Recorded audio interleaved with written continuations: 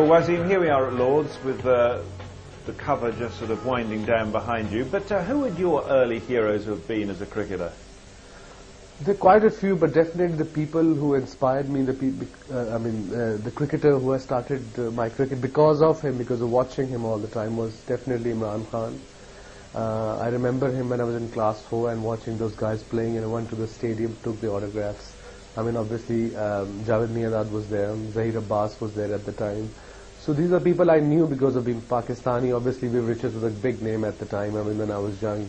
Huge name, in fact. So all these people were my cricketing heroes. When did it dawn on you that you were going to make it as a top-flight international cricketer? Never, in fact. I was the luckiest cricketers maybe in Pakistan who got picked suddenly. And my first-class game was against New Zealand, so I never knew that I'll become a cricketer and I'll play so much cricket for my country. So how many games of first-class cricket had you played before you appeared in your first Test match? I think third or fourth first-class game was a Test match. It's astonishing, isn't it? I mean, as you look back now, do you think, golly, they took a huge punt with me? Yes, surely. I mean, at times I still think what exactly happened, why I got picked in sort of 200 boys in June summer camp in Pakistan, and they were like people like Ramiz Raja, Mohsin Kamal, they were all in that camp, and I used to look at them, they played for Pakistan. And it was, I don't know exactly, maybe I'm the, like I said, lucky one, maybe my prayers were behind me. But as it all started and you played your first Test match, did you have to pinch yourself to believe you're actually doing it, or were you just so young that you had the arrogance of youth, you just thought, oh well, this is perfectly normal? Yeah, I thought when I went to New Zealand, obviously captain was at the time Javed Miandad, who stood the rugged a youngster. So he took me, and when I was in New Zealand tour, in fact, after a couple of days, hit me that I was with Pakistan team and all the heroes, all the cricketers who I used to watch on TV or go to stadiums, I'm playing with them, sitting with them. And then I said, I don't want, then I realized, then I said to myself, I don't want to be one Test match one day. If I want to play, I want to work very hard, and I want to play, main player of the team. Were you nervous in your first Test match? I was very nervous. His wicket was green top, Sir Richard Hadley was at the other side, and I was batting at number 11, got hit, on my knee by Sir Richard Hadley, and I was limping in my first Test match, got 2 wickets in the whole inning. It was in a green track. What do you remember your first ball? Can you see it now? Yeah, I can remember my first ball. It was John Wright batting, and I got him out twice before in each inning in first class game. It was with reverse swing.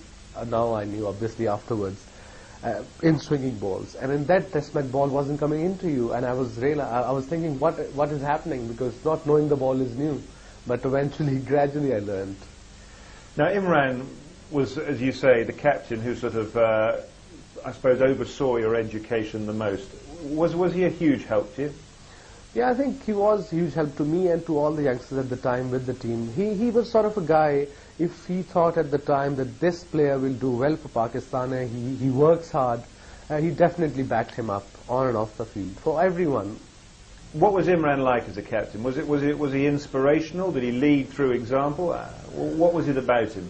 Definitely. I mean, he worked very hard, whatever he did, I mean, on and off the field. I mean, his training was very rigorous every second day. He used to take all the youngsters with him and tell him, look, that's what you should do, and make it as a habit.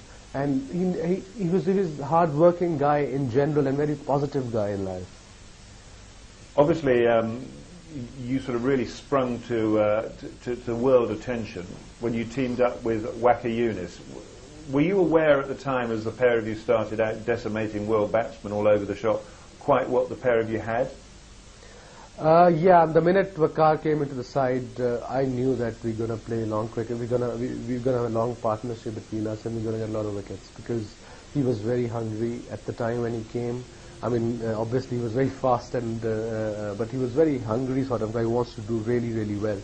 And that was a plus I had as a Waqar, as a partner at the opposite side. Did you enjoy working as a pair?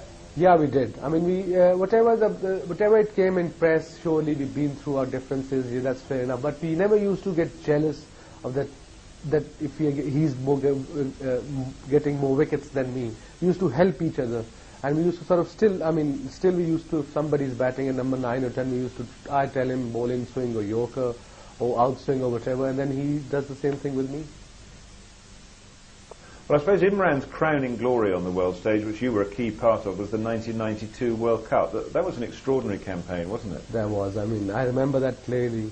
That was definitely one of the highlights of my career, surely winning a World Cup. I mean, that feeling, only people can tell who have done this before, have been to that stage before, winning the World Cup. And we remember going there, we really worked hard, and we lost the first 2-3 games against West Indies, against South Africa. And I mean, but still the captain believed at the time that we can win, we can still win. We used to look at each other, I mean, how? But again, he was really feeding us up every time that we're gonna win, that I had a feeling we're gonna win. And suddenly we just peaked at the right time. Well, you clicked, didn't you? I mean, you had, and I think you'd be the first to admit it, a huge slice of luck in that game against England in Adelaide, where if it hadn't rained, you'd been all out for 70 and you were dead in the water. Yeah, I mean, we were out for 70 and they had to chase, and it rained, and we got 1 point each.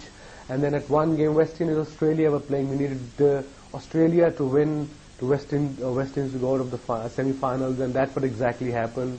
And then we qualified for the semi-finals, and New Zealand didn't lost a game in the series. They were playing so well.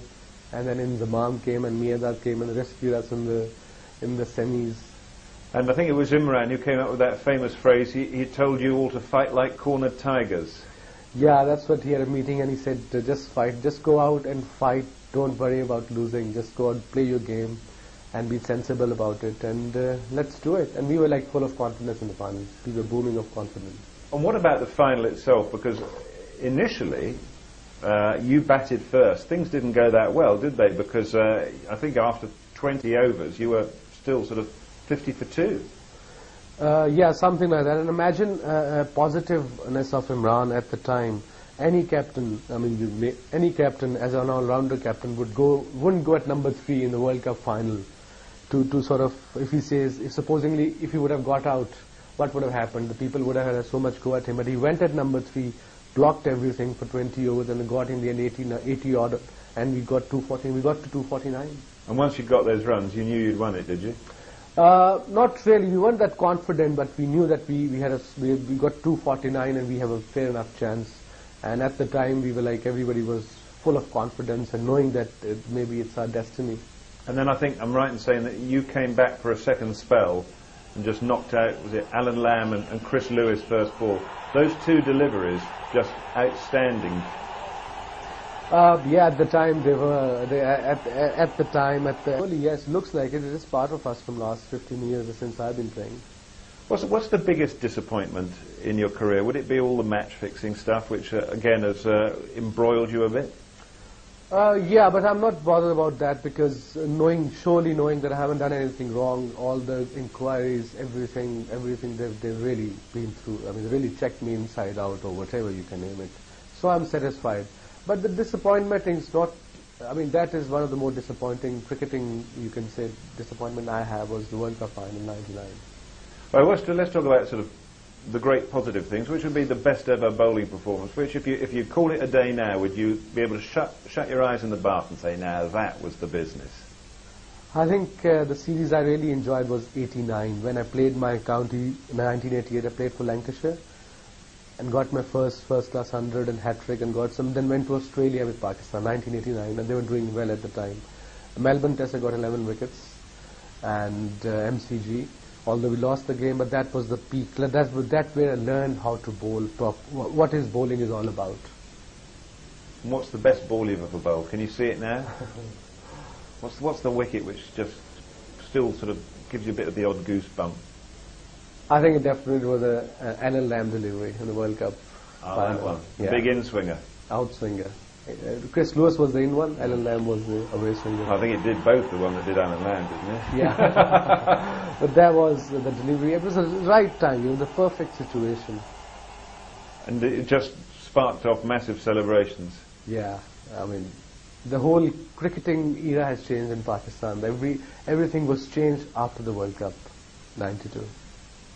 Now, as you mentioned, you spent a lot of time up in Manchester and at Lancashire. What has that meant to you? I mean, Lancashire is home. I mean, I've lived there, still live there, try to come here every summer for 6 months. I've learned a lot playing county cricket on and off because I wanted to. And I made some great friends in up north, all over England in fact, but that is home. I would never live anywhere else in England because I think I've got, it's the maybe history behind it. I like the place, I like the smell, whatever, but I just learnt a lot, and I'm really grateful to the people who have helped me along the years in England. Is it home for you? Well, if somebody said to you, you've got to go home now, where would you go, Lancashire or Pakistan? I think I would go to Lancashire now. Would you? Yeah, because I live more here than in Pakistan. If I'm in Pakistan, I'm with Pakistan team, either going to different city every second day, but over here I'm at one place at peace and ease. So when you retire from cricket, and we hope it's a little while yet, you'll live here, will you? Plan is that, but see, if I get a job here, then I would definitely like to live here to start off with, yes. And then eventually I go back to Pakistan and help there. But start off here, yeah. What will it mean to you going back to Old Trafford for the Test match? It means a lot to me. I mean, that because of that county and people of that place, I'm here where I am now.